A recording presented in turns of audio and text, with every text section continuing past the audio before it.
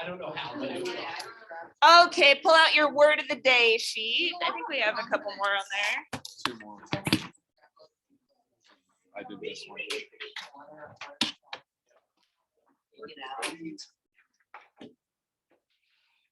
All right, our word today, fairly simple. It is tone. Tone. Let's get it written down what it is. Are we gonna have another one of these? You're missing that. Yeah, you'll have for the rest of the year. Yep. All right, tone is the author's attitude towards their subject.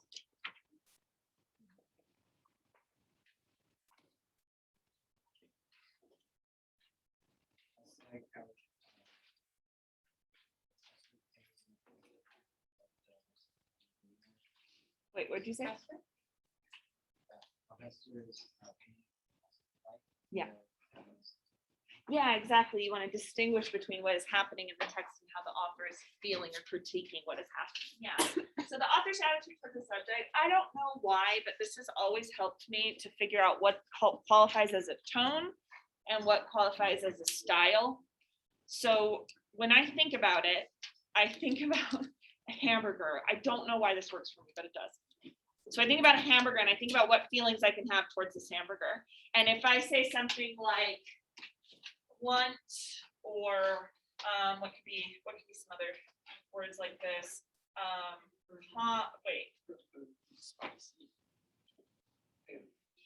Spicy man. Shoot, I'm trying to think of the words. You know what? I'll show you how this works in a second. But you want to, these are feeling words. Your attitudes towards the subject. It's how you feel about the subject. So I can't really feel bluntly about a hamburger. I can talk about the hamburger bluntly. I can say this is a dead cow, and that is blunt, right? But I can't necessarily feel bluntly about it. So I'm going to show you how this works. Your example for this is going to be Emerson's essay. So Emerson, self-reliance is your example. Very, you can do it.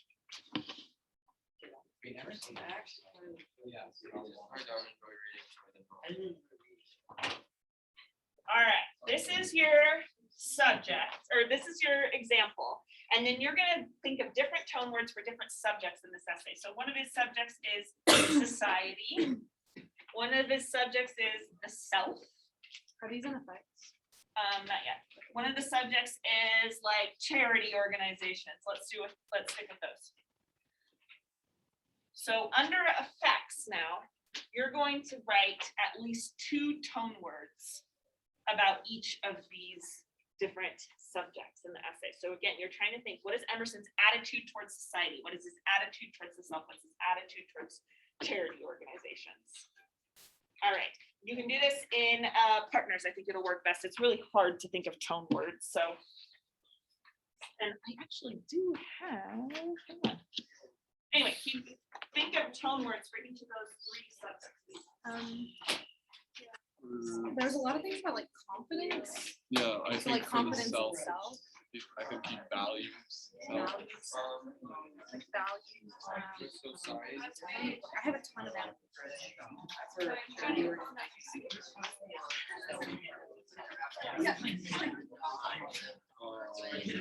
Something like sorry, I do not.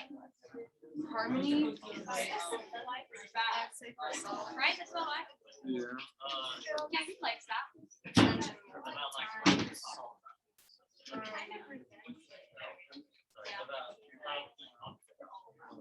We could also do something like dark, like disconnected. Kind of opposes that. Society. Oh, for solitude. I don't know if these are like. That's that one. That what I mean. Solitude is the first one. Okay. But the other ones I think are fine.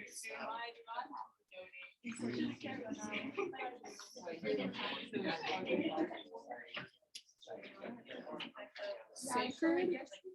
Oh, I think for society, he uses the word love.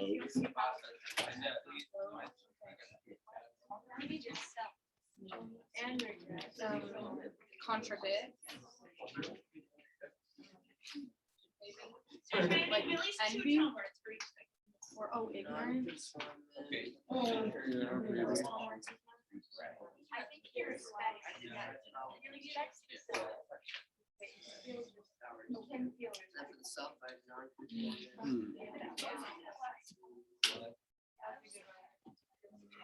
Hmm. But privileged.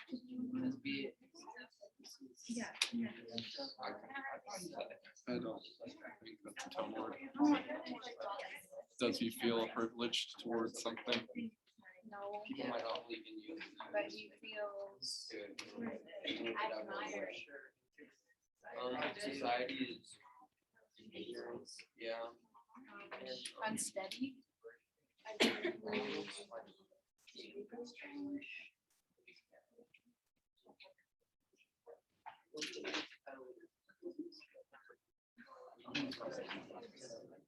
Firm. What word was the last paragraph? Yeah. Yeah, what word was it? Sorry.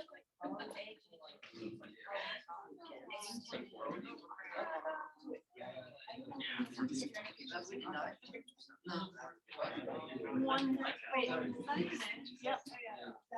I don't remember. I remember him talking about charity organizations. Who knows?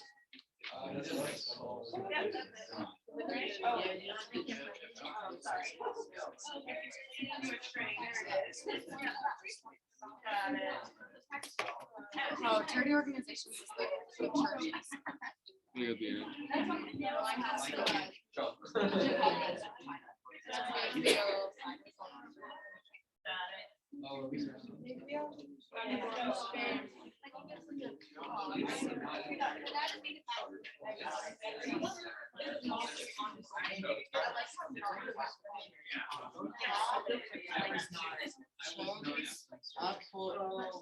Grudge and obligation.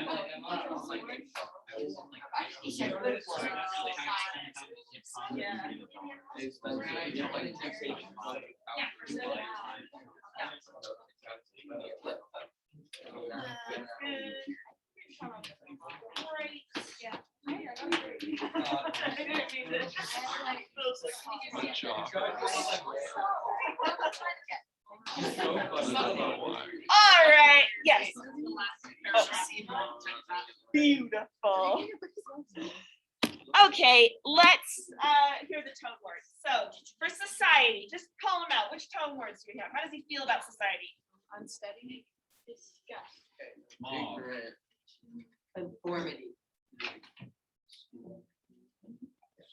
He said. Ignorance. Mob. Joint stock companies. Some more. Joint stock. Childlike. Distracting. So it's like set. All right. Wait, The childlike voice. Oops. Making it distracting. Yeah. All right, let's look at these. If society was a hamburger, could you feel this way about a hamburger? I could feel unsteady about it. But are you trying to say he feels unsteady about society, or are you trying to say that he thinks society is unsteady? So if he thinks that it is a certain way, that's more of an argument. And then how he feels about the way he's thinking, that's the tone. Oh, I thought So- it was. he feels concerned that it's unsteady. Yeah, so disgust could be a feeling that you have towards society. Could you feel conformity about society? You can feel that society kind of requires or encourages people to conform, and that would be part of the argument, but to feel a certain way, no. Mom, no. Judgmental, can you feel judgmental about society? Yeah. Yeah. Can you feel childlike about society? You could, but I don't know if that's what you're going for.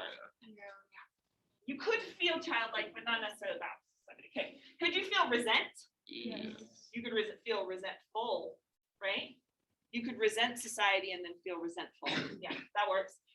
Distracting. Are you saying I feel distracted by society, or are you saying society is distracting? Probably both work, actually. Could you feel prideful? No. I mean, Well, yes, you He could. could, but he doesn't.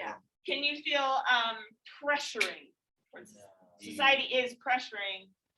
Do I feel like pressure based on, no, maybe, I don't know. Scornful, yes, scornful works. Does that make sense, that, Yeah. that clarity? Okay, let's do the self now too. What are the tone words you've got for self? And kind of keeping this in mind throughout. some ones that you think Values. work. Oh, is it? Values. Intelligence. Disconnected. What was that? Independent. Harmony. All right, let's look at these. Okay, again, you're trying to decide, is this part of the argument or is this the tone? Does he feel trust in the self? Yes. Absolutely. I trust this hamburger. That works.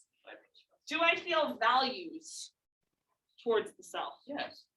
Does that I make value sense? that. To feel values? I feel the value of that hamburger Ah, raging within me. He I feels value valued. the self. Yeah. Okay, that might work. I could feel intelligent about the self. Can I feel intelligence about the self? Yes. Yeah. Look at how No, intelligent. you could that feel like the hamburger self is. is intelligent. You can't feel, I look at this hamburger and I think, and I'm like, ooh, I feel intelligence. Yeah, like No, that doesn't. pulsing off of it. I mean, maybe this is The- a very smart choice. The grass-fed beef makes a real difference. Respect. Can I feel respect towards the self? Yes. Disconnected towards the self? Yes. Virtueless. Yeah, hamburger. Yeah, hamburgers not Oh, virtuous. virtuous. I was having a hard time hearing that. Yes, you can feel virtuous. Can I feel independent towards the self? Yeah, they're all by themselves. Yes, but I don't know what that means. No, because I there's bought competing this products. hamburger. Did you feel Feel? I don't. I don't think so. No, I don't think so. I feel like it works, but it's not a tone word. Awe, yeah, you can feel awe towards the self though. I don't know if that's what you said, but yeah, harmony, guilt. All right. Are we getting the distinction here? It's got to be some kind of like feeling you have towards it. What I'm really liking here is that nobody is talking about how it's blunt or complex or passionate.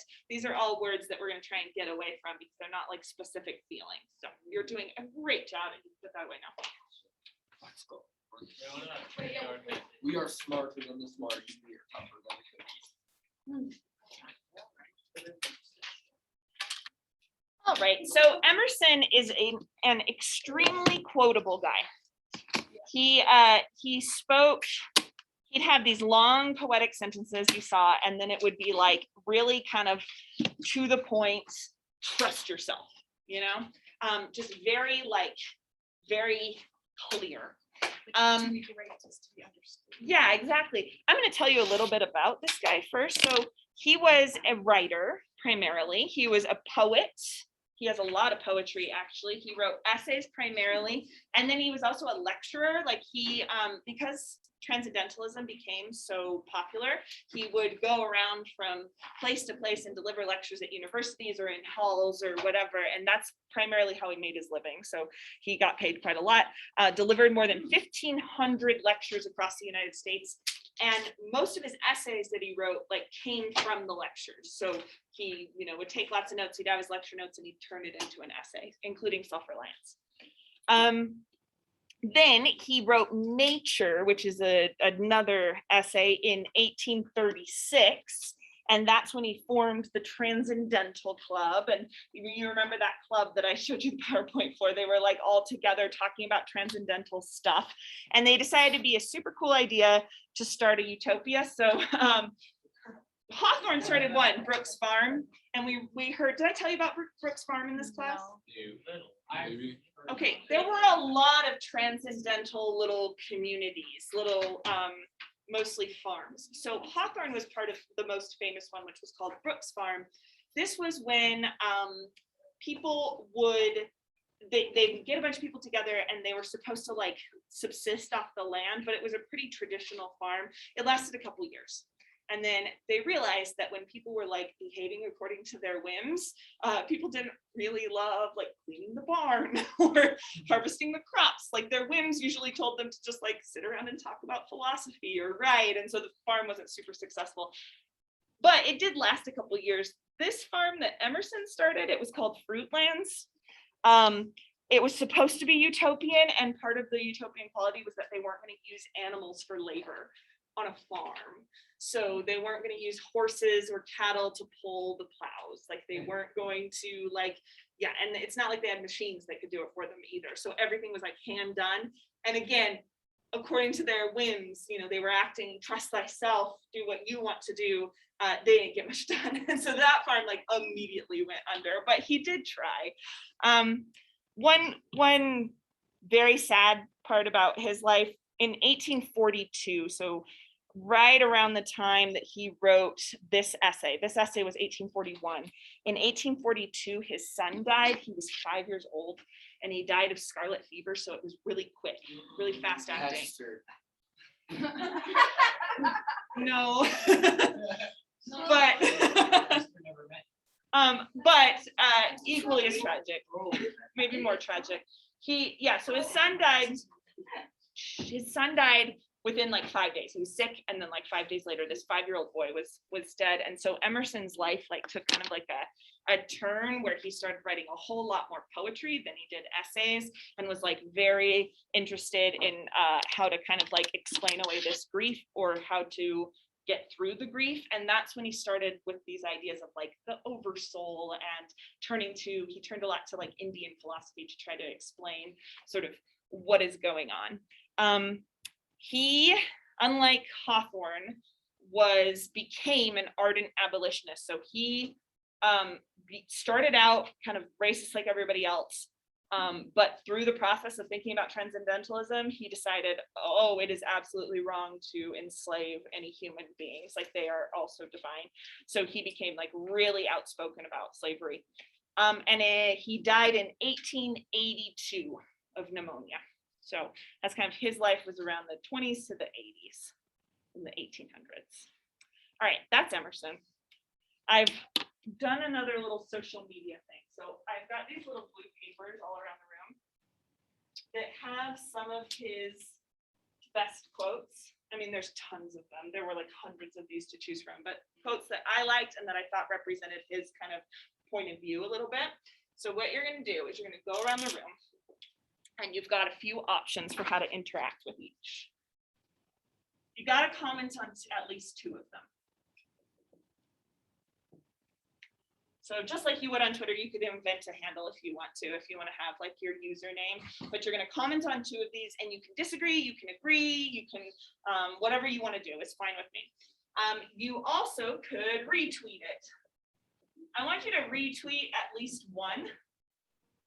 And when you retweet, it's this little symbol. Wait, what does it look like? It's like a little like arrow. It's a Yeah. arrow thing. Yeah. Oops. Do you have Twitter, Dr. Bro?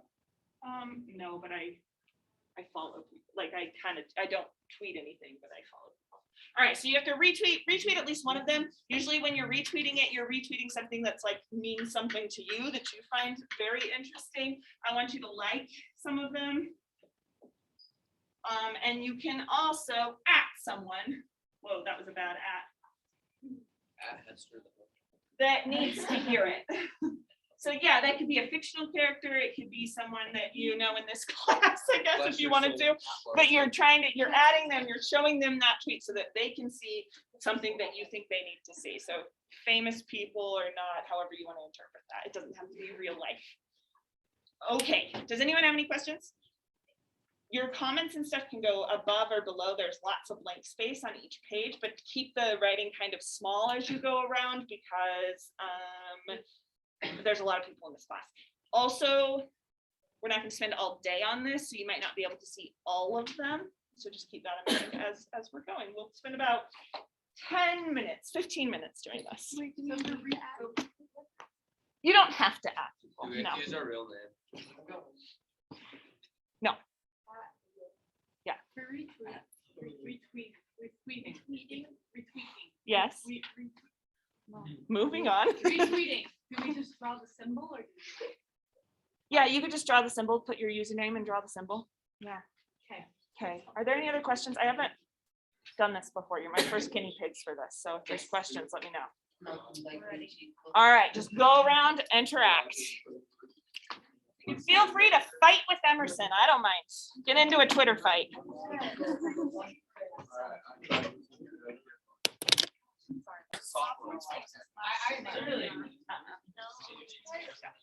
All right, you ready? Okay. I need your attention. All right, so I think based on these quotes, maybe you're already seeing this, but there's a very famous justice, a Supreme Court justice named Oliver Wendell Holmes. And Oliver Wendell Holmes had was kind of obsessed with Emerson, and he said Emerson, his essay, his first major essay, which was Nature and Self-Reliance, kind of came out of Nature. He said this is America's intellectual declaration of independence. Intellectual Declaration of Independence. So obviously, like Declaration of Independence, one of our most famous and important founding documents. And here is Oliver Wendell Holmes saying Emerson actually is the one who's like turned that into an intellectual movement. The things we talk about in the Declaration of Independence, he's made that a philosophy for living. So we're going to look just at the first paragraph, first two paragraphs of the Declaration of Independence. It's in your packets right before Emerson, I think. Oh, right before A Noiseless Patient Spider. I hate spiders. So looks like this. Are there page numbers? No. Yeah, page 15. So isn't everything he's trying to say, like influencing people though? So isn't it like? I know they get into trouble with this, right? That all philosophies that are all about like trusting yourself and being independent and having free will always gets in trouble because they're telling you those things. But it's just a logical problem. Then he's following his whim to tell. Exactly, and we're following our whims to listen to him, I guess. I like, Right. he says to follow your whim, but what if that's totally false and our whim is not what we should follow, but we believe it is because he told us? It's like. Then yeah, you're letting society influence you the way he doesn't want you to, right? Yeah. All right, so the first two paragraphs of the Declaration of Independence, guys, first two paragraphs are going to remind you a lot of transcendentalism.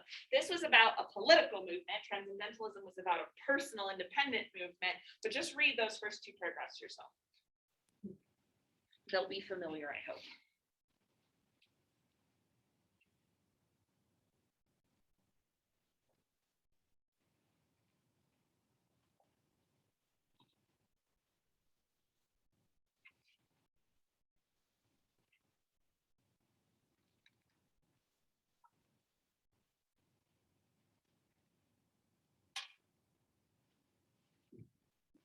Declaration of Independence. Where's Hamilton? That's a joke, by the way. I can. Let's see. Sorry, I realized. it's probably not a joke.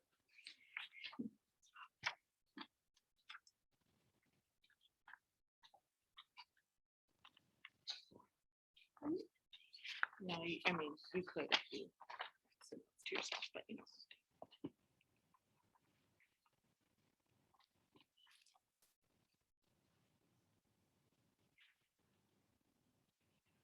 Yeah, that's yours.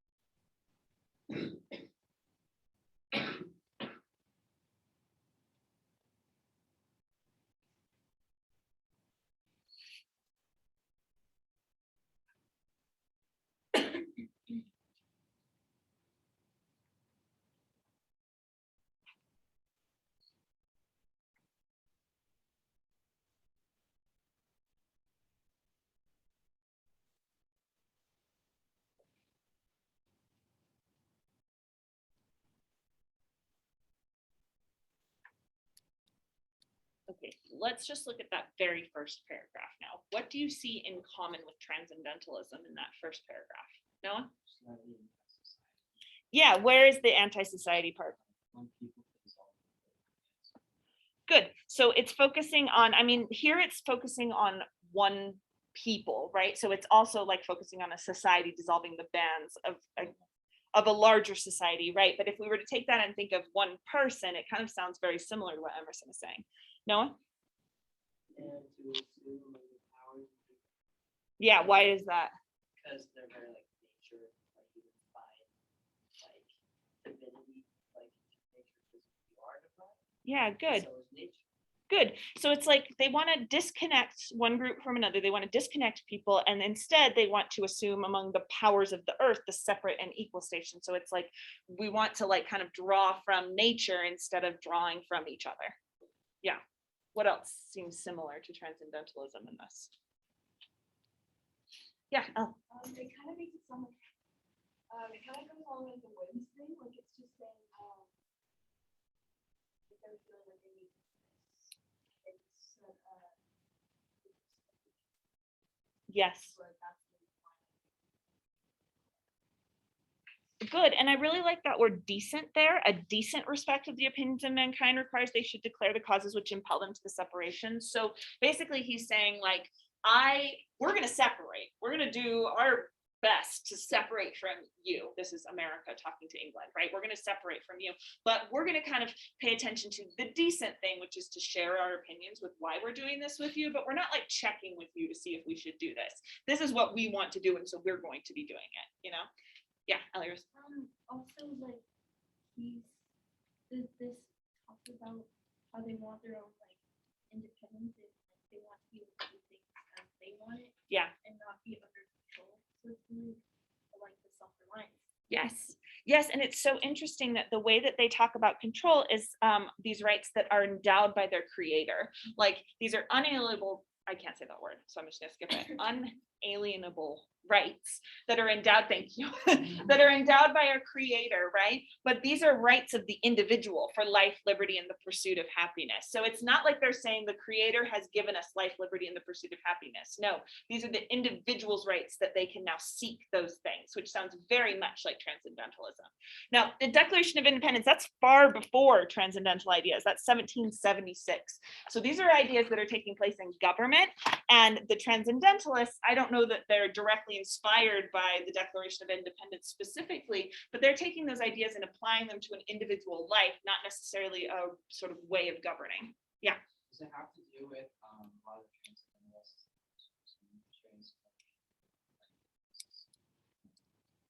Yeah, I think you could like make that connection. I don't know that Emerson ever said I'm a deist. Well, he But- talked about these. Yes, yeah, yes, he's talking about, I think, the fact that they all share a kind of like more vague Christianity was probably important. Because it makes it almost makes it less like. Yeah. Yes, and he uses this word divine, but I don't think you have to think about that in terms of like a God. Like when he talks about going to church and he's talking about theism, he's talking more about like getting in touch with something greater than yourself. So that doesn't necessarily, you don't have to name that thing God. That's why later on he started to call it the oversoul. It's not about you connecting with God. It's about you like becoming godlike, you becoming that divine person. Okay, so we're gonna figure out how Emerson like mapped out this idea of like a Declaration of Independence, but an intellectual Declaration of Independence. I've got quotes from the book up here, from the essay, and you guys are gonna find these quotes. I'm gonna show you where they are. So everybody has their Emerson open now, the one you read.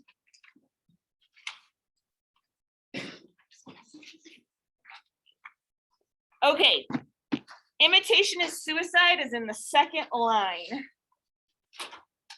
The very beginning. So highlight that or circle it. Everybody highlight or circle all of these. Really big so you can find them again, or really dark, however you can find them again. Trust thyself is the very first line of the second paragraph. The virtue in most requests is conformity. That is in the third paragraph. and like the third sentence of the third paragraph.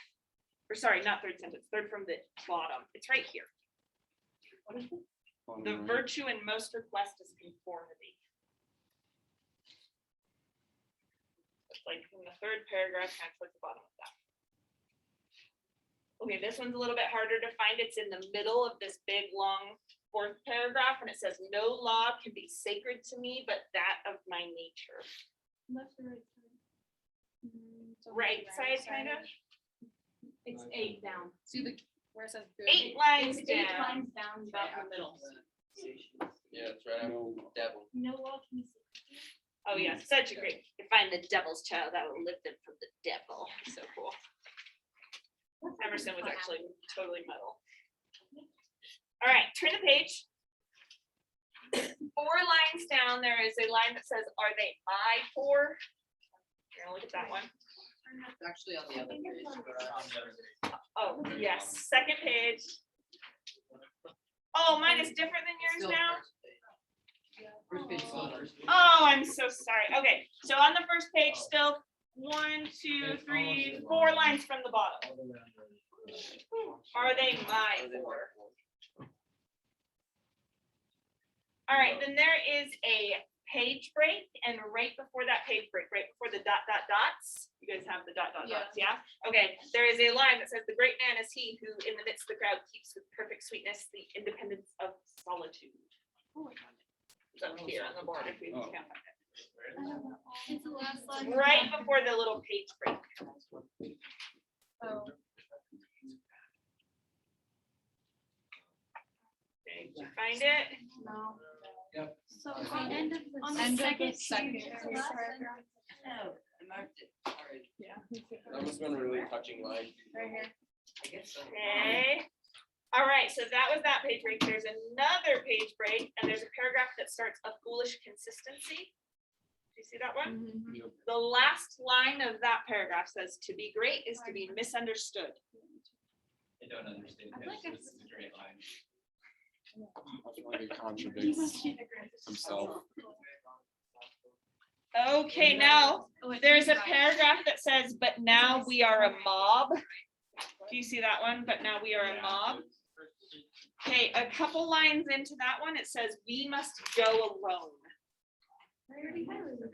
Oh, where is it?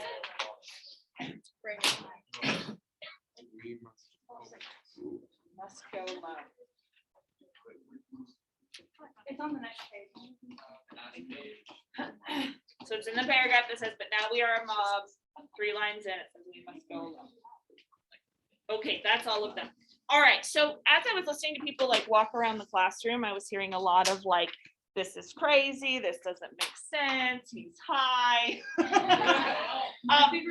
He's not, he is brilliant, and you are 11th graders. So we're gonna keep that in mind as we are reading Emerson. Yeah. If that's the case, can I ask your opinion on dropping out of school and being a beer? Being in the ale house? Yeah. Yes. Oh, wait. Yeah. If you want to learn eloquence, actually, that's not bad advice. You're going to meet more interesting people in the ale house than you might in college. And also you see the work experience instead of just learning. Well, Is it's that about what it sounds eloquence. So it's about communicating with people. Oh, okay. So it's like you're going to learn how to communicate better with all different sorts of people at the bar than you will in a university setting. Exactly, all over the board emotionally. All right, so here's what you're gonna do. Let's do like groups of 3 or 4 just with the people sitting next to you. You are gonna go through each of these quotations and you're gonna figure out what they mean. So the reason I bring that up about us being skeptical about him is that we're gonna try and approach this, like totally be skeptical. You don't have to agree with them, but you're gonna approach this from the position of, this does make sense if you're educated enough. So I'm going to become educated enough for this to make sense to me. Does that make sense? All right. So some of them, yeah, are a little bit weird. Actually, these quotes are all pretty clear, but some of the stuff he says is a little bit weird. He is totally a poet and he's just sort of like going off all over the place, but you're trying to like be generous with your reading and try and really figure out what he's saying. So next to the side, and I know you have lots of annotations, so you're just fitting this in.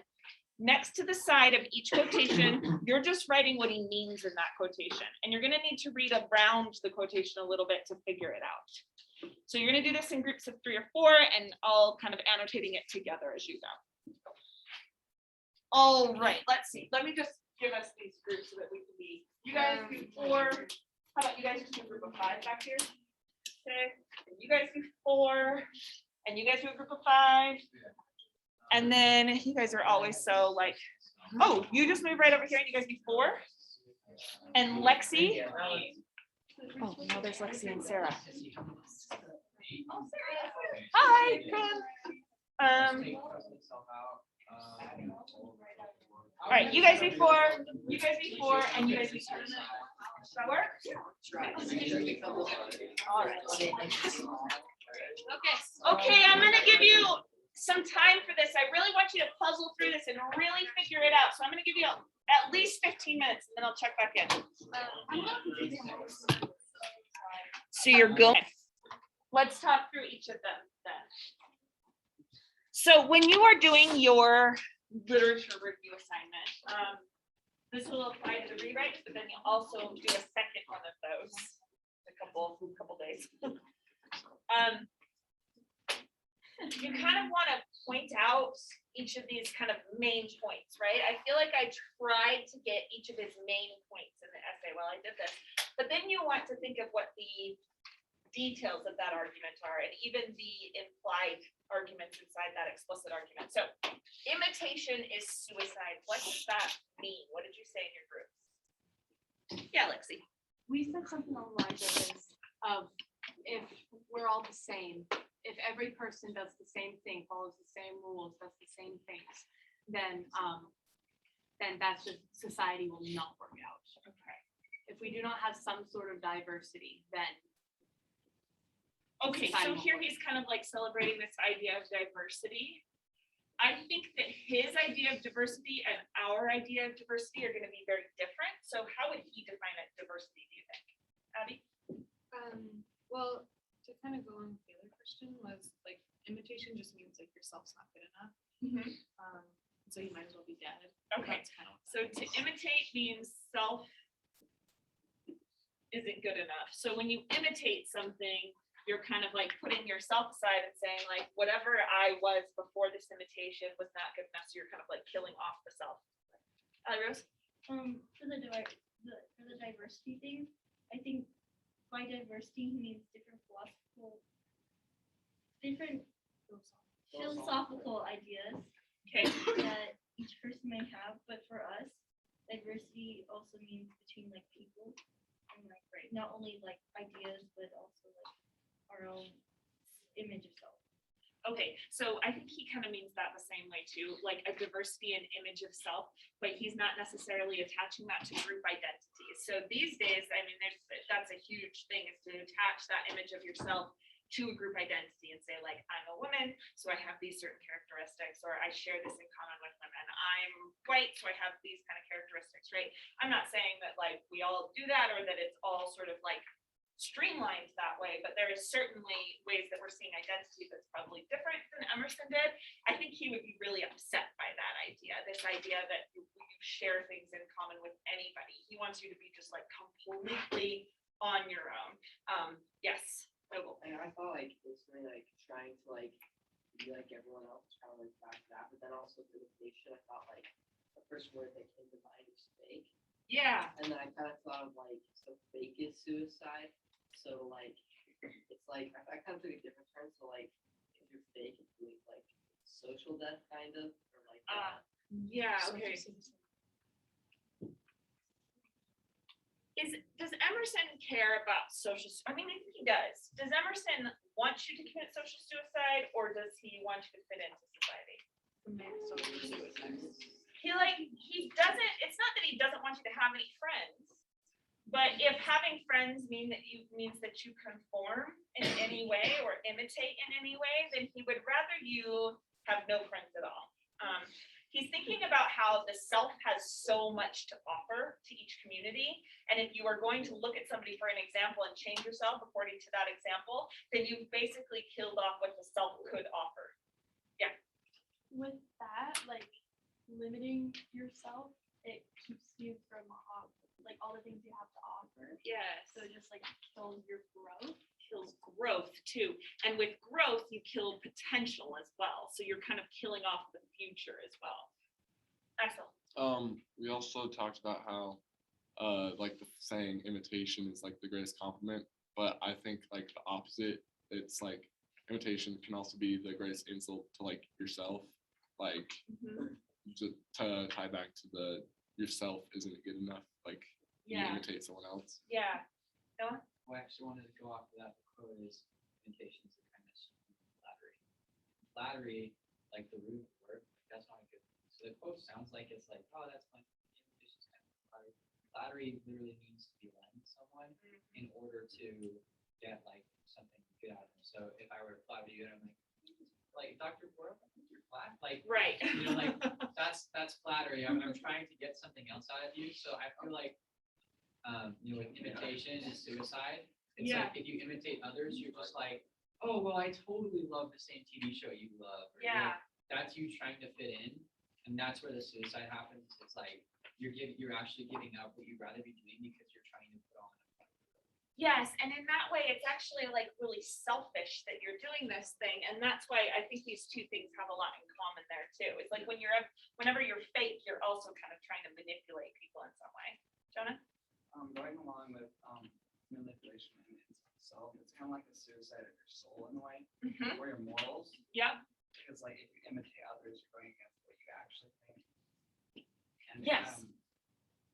And we're seeing kind of like focuses on the overseer, so it could be like a disrespecting of the overseer.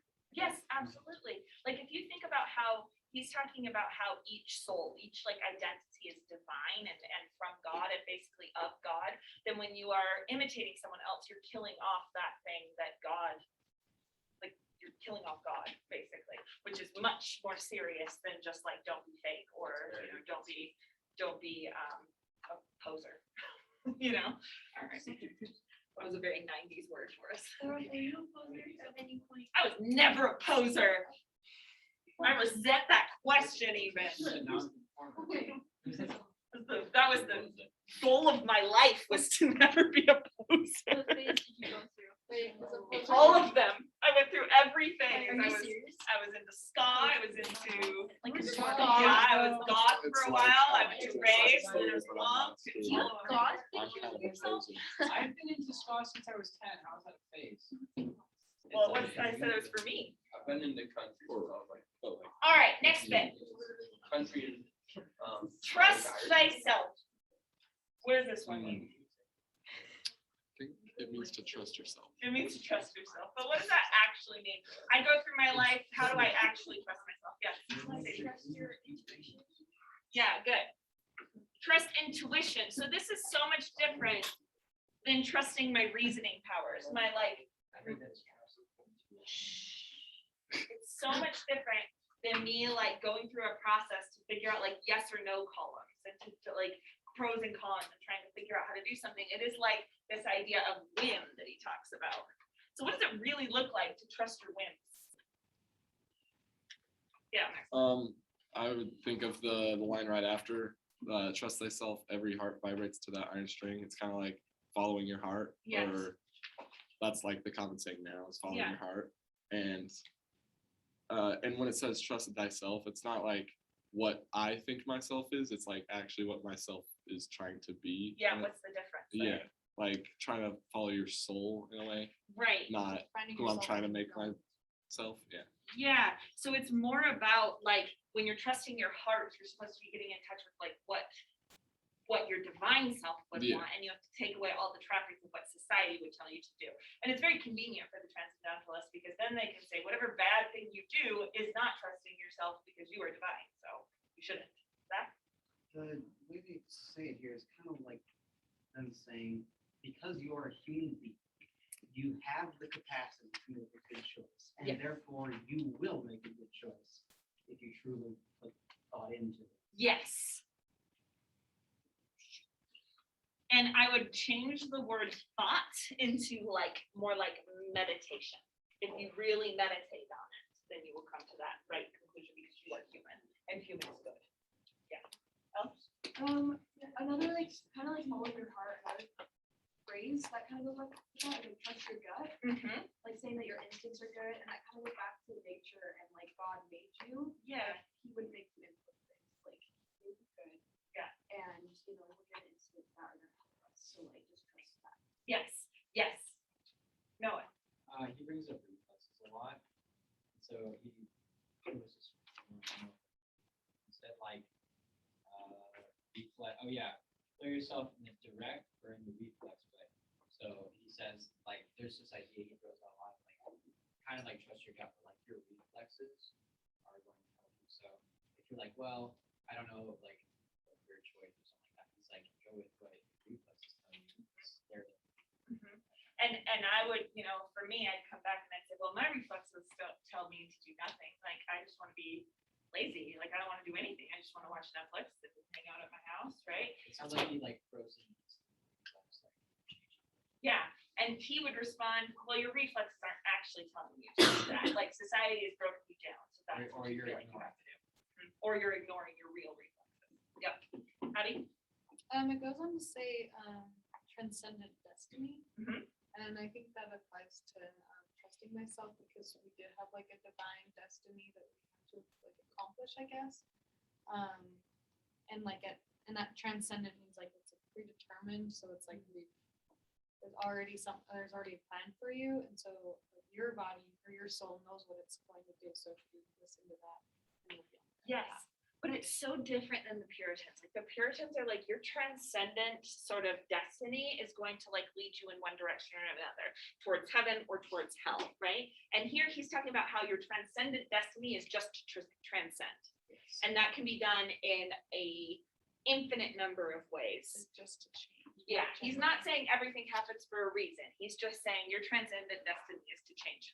Yeah, exactly. Okay, I want to look at these two now and say, does that mean, like, here's what gets confusing about Emerson to me, like, there's all sorts of like interesting people that we can be inspired by. Abraham Lincoln. We're like looking at it, the example of Abraham Lincoln, but we see Emerson say, but imitation is suicide. So what do we do with these like great minds that we're supposed to study and we're supposed to imitate in some way? Like we're supposed to get inspiration from them. Does Emerson want us to just like not learn about anything? yes. Just to just exist in a kind of wandering bubble? I don't know. Yeah, no. Well, for him to, this story, right where he talks about to be greatest and misunderstood, he brings up Galileo and Newton, Galileo, Copernicus, and Newton, all Yeah. these like astronomical guys. Jesus and Luther, so like Christianity, but it's like these guys all kind of tie in. There's a lot of philosophers like Jesus, Socrates, Pythagoras, and a lot of scientific minds, a lot of religious minds. So those guys are all influenced by each other. Like you can't tell me that Newton wasn't influenced by Jesus, And Okay. so for him to call both of them great minds, it's because I almost feel like it's because they study each other. Because Socrates inspired Copernicus. Right. Like they all work hand in hand, and then they take their reflexes, they take their self, and then kind of project that onto that. Okay, good. So it's not necessarily about just rejecting all thought patterns that have ever come before. It's more about how each of these people are sort of like tapping into I'd say truths adapt. and adapting to those things. Yeah, Ashton? I think maybe we can mean by it, like, if we went telling you to really follow them, then follow them, they not. Yeah. If it's not, then just discard all their teaching. Right, exactly. And that's including any of those great thinkers, including Jesus, which is the shocking part for 1830 something with Emerson. Yeah. Because you can still like respect someone instead of like they follow their path. But like if you were trying to get into like law school and you like respected one more, you wouldn't go to like one particular school because they did and they're successful. You Yes. see that they went to whatever they wanted to do, follow your own. Yes, exactly. So you're actually being inspired by the way that they were transcendent. Yes, that's it, exactly. All right, then I want to skip to this one based on that conversation. Well, first of all, this one's so cool. No law can be sacred to me, but that of my nature. I feel like we've kind of been talking about that. But that line about how if you're from the devil, then be from the devil. Yes. I know I already mentioned it, but it's so cool. But if I am the devil's child, I will live them from the devil.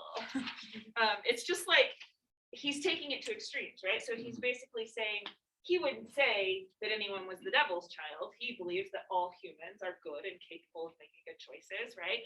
And so he kind of gets to say this thing to detractors by saying, well, if that's your true nature, then go with it, knowing that that wouldn't be their true nature. That's what he feels. Okay, the poor question, though. This is where people tend to get hung up. Are they my poor? I mean, it's got the italics in it. He says, then again, do not tell me, as a good man did today, of my obligation to put all poor men in good situations. Are they my poor? What does he mean by that section? Al? I mean, did kind of say in section 4, saying like, is that my obligation? Like, is this really my job? Like, are they my responsibility? Right, obligation. He's talking about a responsibility. Okay, good, Maxwell. It's almost like self-reliance to a point of selfishness. in a Yeah, way. is Emerson saying like don't give to the poor, they got No, themselves not into that necessarily. situation? I would say that you could help the poor, but only by your whims. Okay, selfishness according to whims. Ali Rose? I think he also establishes that the poor should not gain this sort of reliance on those who can help them. They have to build their own self-reliance. Like, to get in a good situation for themselves is something that they have to do. All right, cool. But wouldn't that mean for helping themselves or should help themselves? I mean, it's very interesting to me that he's not then approaching this from the perspective of the poor person. He's approaching it from the perspective of, honestly, the literate person who could read this essay, right? So someone who's pretty well off and saying, or, you know, decently well off and saying, you don't need to give to the poor. He's not saying to the poor, hey, you can build yourself up and you can become self-reliant. Ashton? I feel like he's almost like alienating the poor. Yeah, he's like taking no sort of personal responsibility for them being poor, right? Yeah, Noah? This might be a stretch, but you know, biblical answer of my brother's keeper. Yeah. Like kind of seems to be that. It's like there's the idea of the social gospel, like what we talked about with what's his last name?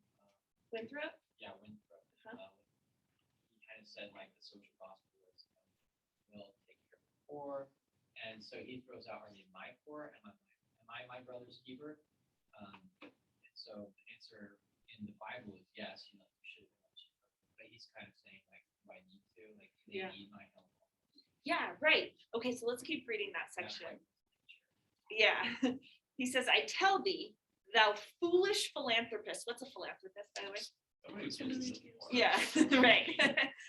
That I grudge the dollar, the dime, the cent I give to such men as do not belong to me and to whom I do not belong. So he's basically saying like, I am like, I regret every cent that I have given to somebody who does not belong to me and who I don't belong. Who would qualify as someone who belongs to him? Family. Maybe family and yeah, Cameron? Like a spouse. Like a spouse, maybe. So somebody who's like connected by these social bonds. Or Do they have some- slaves? No, not in maybe like Someone- church. okay, maybe church. So there can be these kind of connections about belonging. Okay, let's keep going. There is a class of persons to whom all spiritual affinity I am bought and sold. For them, I will go to prison if need be.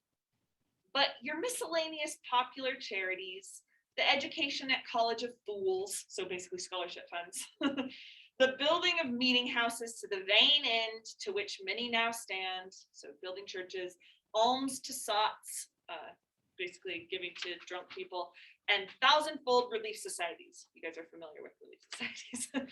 Though I confess with shame, I sometimes succumb and give the dollar. What does succumb mean?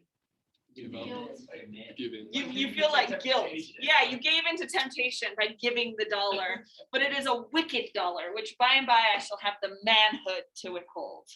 So what is he saying? This guy's smarter than we are. He is, that's true. That is true. He's smarter than me too. Yeah, He's but like, I will have the strength not to give to the poor. Yes, exactly. He's like, oh, I've been giving to the poor this whole time for all these stupid causes. I wish that I had the strength not to give to the poor. Somehow I will be a man and not give to the poor anymore. Yeah, I'll be a man and take money from Yeah, maybe. Give me that money for it. It like reminds me of like donations nowadays. Like when you're at like McDonald's and they're like round up for $1 for like charity, but in actuality they just use it to write off their taxes. It like has a sort of like selfishness behind doing it. That is, he is kind of worried about that. He's worried about the guilt factor though. So like at the grocery store, yeah, when they say, do you want to round up to give to $1? Like you're a monster if you don't, especially if you're at like 75 cents and it's just like a quarter and you're like, no, thank you. You're not a monster, but you feel like one a little bit. You feel like that cashier is judging you so hard. That's what he's trying to avoid. He hates this idea that it's like become this sort of social obligation that people have and that it's not actually coming out of your whims. Yeah. Lexi, sorry. Oh, you kind of just kind of covered what I was gonna say, but it's the guilt trip. I Yeah. feel like that, oh, I just lost the word. That leads to guilt. Yes. So, when, again, like, if you were to stand up for yourself and be like, no, I'm not rounding up that extra 25 cents for charity, they need to, whatever, then like word could get out and then people would know you as, because humans as a society, we tend to judge others. Yes. No matter what, we can be the greatest person on the planet. The natural instinct of the human race is to judge others. Uh-huh. And so we can still be kind, but there are always going to be those people who are like, oh, yeah, that's the person who couldn't sacrifice a little bit of themselves Yeah. to help others. They're Exactly. selfish. I don't want to associate with them. And if I were in that position, I would definitely feel really insecure and worried about that. And I would Yes. eventually like, okay, I'm so sorry. Let me make it better just because I am one of those people that cannot stand the fact that I'm not going to be able to please everyone. Yes, it's I like am a it's a people people pleasing like sort of motion that we do where we're kind of like moving away from what we really want. Now that does not mean that Emerson is anti-giving to the poor. I want to be clear about that. Like he's saying like I'll give to the poor if like I own that cause or I own that poor person. I own this like thing that I feel like this obligation towards, or not an obligation, he hates that, but I feel the desire to give to the poor. So if you're at the grocery store and they're like, donate to Primary Children's, and you're like, I think Primary Children's is the best organization, I would love to, he would be okay with that, but he doesn't think that's how charity happens. He thinks very rarely is that how charity happens. It's interesting. Ashton? I'm gonna say, so, like, you guys, you know, like, the, like, setting on computers and phones, like, completely invert the colors? I feel like that's how the people in ancient history saw it. Completely, like, inverted colors, like, on a computer, stuff like that. Why? Because, like, he's, like, the complete opposite of, their values. Yeah, I think so. You look at here, the virtue in most request is conformity. So anybody who is kind of going against what the society accepts is going to make it more painful to be in society, even if it's just like a tiny bit of pain where you've got to argue with someone more often. It's much nicer to be in a community where everybody just agrees with you. And Emerson was that thorn in their side. Yeah, Maxwell. I feel like the best way to like phrase it is that when someone asks you to like donate to charity, it's like society implanting that thought and like it's Yeah. not from your whims. But when you see like someone on the street and you want to help them, that's from your whims. Yeah, And, you like, can own that. Yeah. Yeah, potentially. Yeah. All right, let's skip down to here then. So in conclusion, we must go alone. What does this mean, Noble? I think that this is like kind of interesting is like wording with this because it's very contradicting because he's like talking like preaching about all this stuff about how you need to do your own thing, but we need to do our own thing together. Yeah. So and it's like kind Go of like alone. it's kind of like weird how he like words that, but I think it also adds to the idea of like we need to like, while following our own whims, we need to like almost like respect kind of the whims of other people so that we can like better move forward. Yeah. As like a group of like people, I guess kind of. Okay, I love that. So I feel like you have broken down this sentence when you think about the different parts, right? You're absolutely right that it sounds contradictory to say we must go alone. You know, if we're going alone, then why are we going together type of thing. But you're like, you have this idea of respect each other as individuals. And because you have to respect other people's decisions to follow their whims. And if we do that, this kind of progresses society. But at any point, if you don't respect that, it cuts off that process, cuts off the potential of a society. I mean, the hardest by your syndrome, like when everyone is different, no one will be, so. Right, that's I true. hope Hang on, guys. When And no nobody's gets, super, when everyone's super, no. no one will be. Nobody So, yeah, is like, they're trying to get to a point where everyone is transcendentalist. and Yeah. society will be able to progress together in the right. Yes, I think that's fair that he's doing that. Let me ask you one more. Okay, as a transition, don't put away your stuff yet. It says, the great man is he who in the midst of the crowd keeps with perfect sweetness, the independence of solitude. So I'll just tell you what he's doing here. This is a bit of a dig at his friend, Henry David Thoreau. So you are going to read a piece from Henry David Thoreau. This is the man who decided to go off in order to escape the ways that society was trying to like drag him down. He went off into the woods and he lived by Walden Pond. He built his own little cabin. He just basically sat outside, watched the birds, wrote, grew beans. Yes, now he wrote this book, Walden, like it is, you know, this is the way that we can get to our transcendental self. You can actually physically escape society so that you can figure out your own divine nature and your own relationship to nature, right? Emerson is like, yeah, that's all well and good. We can't all go live in the woods, buddy. And Emerson here is kind of saying like, you still have to live in societies. Like in order to live, like, you know, to stay alive, there are benefits we get from society, but you can still, in the midst of the crowd, keep with perfect sweetness the independence of solitude. So it's almost like you can be an independent spirit. You can try through this process of transcending, you know, you can try to sort of on your own quietly stand up against what society is telling you to do. So you're going to read something now from Henry David Thoreau. I'm not having you read part of Walden. If you want to read part of Walden, you could. The What I Lived and where is it? What's that called? Where I Lived and What I Lived For. If you're curious, you can totally read that, and you could do that for your second transcendental essay if you want to. But for next time, you are reading quite a long one. It's called Civil Disobedience. It's 14 pages, so it's long. So when you're doing the annotations, I've been noticing like you guys are doing a great job on annotations for short things, like you're really getting into the details. Thoreau is going to be way more straightforward than Emerson. It's not as poetic, it's much clearer to understand. So you don't need as many annotations per page. Try and, you know, have a couple thoughts per page as you go through it, but it's pretty fun. He went to prison. He went to prison for not paying his taxes, and this is his response to that. So, yeah. Oh, so he's a thug.